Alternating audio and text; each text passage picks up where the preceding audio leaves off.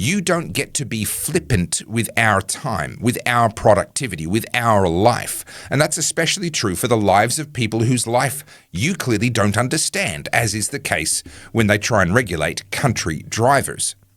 Turning a 3-hour drive into a 4-hour drive each way will be devastating for the productivity and lifestyle of the people who use these sorts of roads on a daily or weekly basis.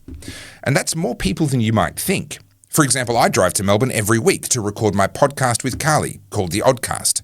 It's 4 hours each way at 110 kilometres an hour.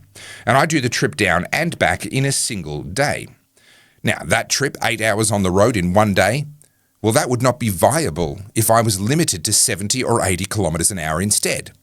Now, in my case, the Hume Freeway isn't one of the roads that they're looking at reducing, so my particular example, well, it doesn't affect me and my week personally.